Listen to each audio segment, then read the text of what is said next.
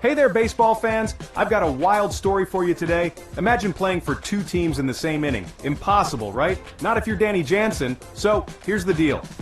Danny Jansen, former Blue Jays and current Red Sox catcher, made MLB history by playing for both teams in the same inning. How did it happen? Well, it all started on June 26th. Jansen, playing for Toronto, fouled off one pitch from Boston's Cutter Crawford before the game was rained out. Fast forward to July 27th, Jansen was traded to Boston. Now here's where it gets interesting. The rain-delayed game resumed on August 26th, and Jansen, now a Red Sox, was set to make history. Red Sox manager Alex Cora was all in on making history. He said, "Let's make history," and they did.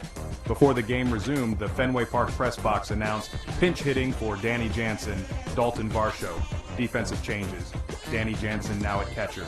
With Jansen behind the plate, Nick Pivetta struck Varsho out. Then, in the bottom half of the frame, Jansen came up for the Red Sox. He got a nice cheer from the crowd and hit a lazy liner to first base. Just like that, history was made. Jansen said, "It's cool, leaving a stamp like that on the game. And you know what? It is cool."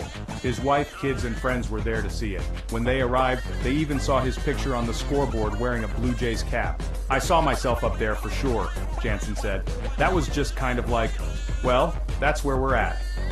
Before the first pitch, the umpires had an extended chat with the coaches, who brought out some of the weirdest lineup cards in baseball history.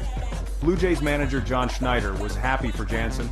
"I think it's cool for him to kind of go down in the record books as the first player to do that," Schneider said. Jansen didn't just make history, he made headlines too. He had a single in the fifth inning, Boston's first hit of the game. He had a flyout in the seventh and struck out in the ninth. The 29-year-old wore 3 jerseys in the game, 2 for Boston and 1 for Toronto. He's keeping one, and the other is off to the Baseball Hall of Fame. An authenticator was there to tag all his equipment. The Cooperstown Shrine even requested the scorecard from official scorer Bob Ellis, who was working the game when it started in June. "This scorecard will be a great tool to document and illustrate this history," Hall spokesman John Shestakofsky said. So there you have it, folks. Danny Jansen, the man who played for both teams in the same inning. Talk about a legacy. Until next time, keep your eye on the ball.